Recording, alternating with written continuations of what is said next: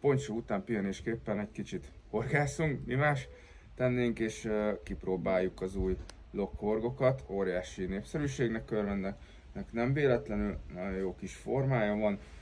Kötök is egy Slip D riget belőle, ehhez a 4-es verziót fogom most választani. Tartsatok velem és kössük meg együtt ezt az előkét. Először is egy sima fonottat veszek, egy olyan 20 cm-t levágok belőle. Jelenleg én a blendnek a kótedét hámoztam, mégis ebből csináltam egy sima fonottat. Jó, ezen fog majd csúszni a karikánk.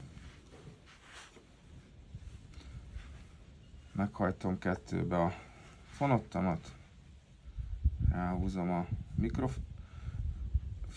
karikámat, ugye ezen lesz majd a csali, a hegy felől ráakasztom, nyilván lehet, hogy valaki máshogy köti, de én így szoktam elkezdeni, és mindkét szálat visszabújtatom. Jó, itt akkor a egyiket megfogom, és húzok rajta. Csinálok egy rövidebb szárat, a rövidebb szárat egy öngyújtóval megégetem, hogy legyen egy kis göb. Ezt még mindig oda kell húzzam a horog személyhez, teljesen. Látjátok, teljesen oda megy, jó, ott nekem már jó. És akkor nagyjából úgy állítom be, hogy a mikroforgó horognak az aljáig leérjem, és akkor most egy teljesen egyszerű,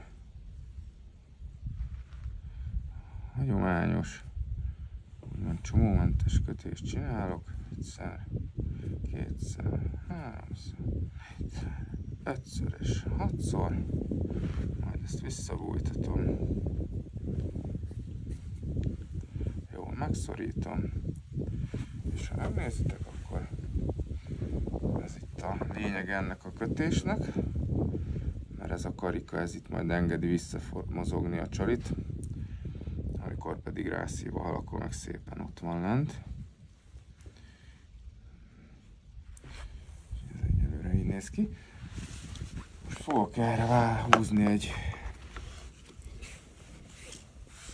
a pirosból egy aligner-t, szintén Hamidinek a cuccai közül. Ugye ezt felfűzöm. A hosszú száram, ami még megvan, mintha egy csalit fűznék. Ráhúzom. Itt lehet egy kicsit megnyálazni. De óvatosan, hogy ne álljon a szátokba a horog. És akkor ezek annyira klasszul rámennek, hogy nem kell túl sokat kínlódni vele. Ez pont a kötés aljáig szoktam. Nem kell tovább. Ráállítom szépen. Pont a kötést fogja igazából. És akkor így nézünk jelenleg ki. Jó. Na most, ezt a Slip D-t én egy kombirigbe fogom megcsinálni, nagyon szeretem a kombirigeket, és ráadásul egyik kedvencem a Gemininek ez a kis tidy boomja, ami igazából azt jelenti, hogy ezek már ugye elősütött ilyen boomok, előtétek, stb. Ez ugye azért jó, mert nem kell krimpelni, és igazából nem azért, mert lusta lennék krimpelni, hanem ez egyszerűen egy jobb, erősebb, és szerintem egy szebb megoldás, hiszen nincsenek a fém cuccok fölöslegesen rajta az előkénket, és ha megnéztétek, ennek a végében van egy forgó, ebbe bármit, de most ugye jelen esetben mi a fonottunkat fogjuk szépen belekötni. És ez azért is nagyszerűen megfogjuk, beállítjuk, én egy olyan 2-3 centit szoktam hagyni, egy úgymond hagyományos csomóval 4-szer körbeviszem a fonottat, 5-szer belém se állt. Ugye itt visszaviszem, majd kibújtatom, de bármilyen csomóval ezt itt megcsinálhatjátok. A felesleget levágom. Én egyébként ezt itt még leszoktam égetni. Biztosan itt tuti. Ez sincs útba. És akkor van egy nagyon klassz kis kombi előként, amit ugye a hal szépen az így fog tudni. Ez eltartja az ólomtól a szereléket. Ez egy ilyen 2-3 centi. Jó, a másik a végére, én a Gemini-nek van most nálam, de bármilyen sima gubancgátló, ugye ezt felfűzzük erre a végére.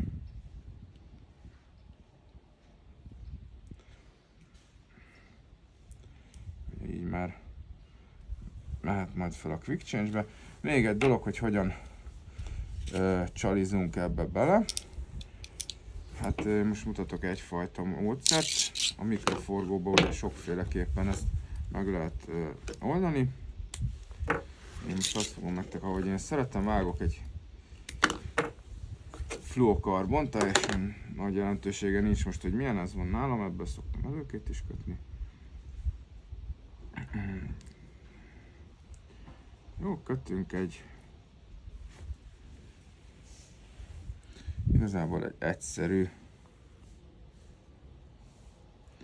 csomót, ugye ilyen fület igazából, erre fog majd nekünk a stopperünk belemenni, ezt mi a fluokarbon jól meghúzkodjuk mind a két végét, hogy ne nyíljon majd ki.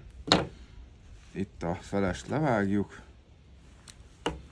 és én szintén ezt is leszoktam égetni. Így, biztos nem tud kinyílni. Jó, tehát van egy fülünk, ebbe tudunk 16-ostól egy szemnél bármit fölcsalizni. És még én, amit erre fel fogok húzni. Mivel én most dupla 16-tal fogok erre csalizni, ezért még felfűzök úgymond egy alsó ütközőt is. Ez majd valahogy ugye így lesz. És akkor nézzük is veszünk két 16-ost. Csalit.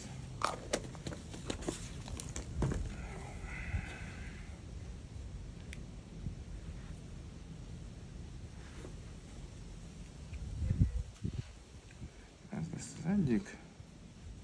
Átment, jó?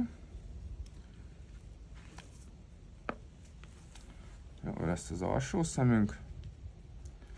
És akkor látjátok, ezért is jó, hogy el van égetve, mert egy kicsit, ha megcsúszik a csomó, ilyenkor, amikor kicsit erősebben kell felfőzni, akkor sem jön szét, azt nem kell újra kezdeni mondjuk a vízen a kötést, vagy egy előkét cserélni.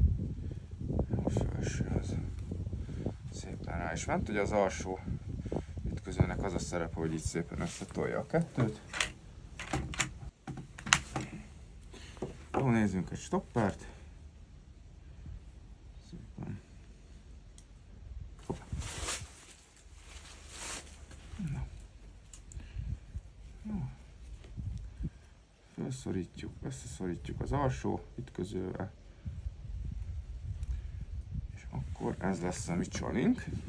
Jó, tehát megvan az előkénk, megvan a csalink. És itt ebbe a kicsi lyukba, de ez egy új dolog, ezt érdemes nézzétek, nem láttam sok mindenkinél, sőt senkinél, hogy így használna. Tehát szépen be tudjuk állítani, hogy hogy legyen. Ez mindezt annyit kell csinálni, hogy egy egyszerű, sima, egyszerű, átbújtatós, a legegyszerűbb csomó. Tehát itt tartunk. És akkor ezt a csomóval ugye van annyi játékterünk, hogy én most szeretném egy kicsit közelebb húzni, akkor még ezen egy kicsit tudok módosítani, és amikor úgy érzem, hogy jó helyen van, akkor fogom, akkor meghúzom a kis fogommal, Jó, ez szépen összeszorul. És egyébként ez még így szétnyílna, de ismét a csodás tűz segítségét hívjuk, mert ha itt is csinálunk majd egy bütyköt, jó, akkor igazából ez innentől kezdve soha az életben nem fog tudni kioldódni, és akkor így már viszont van egy ilyen klassz előkénk,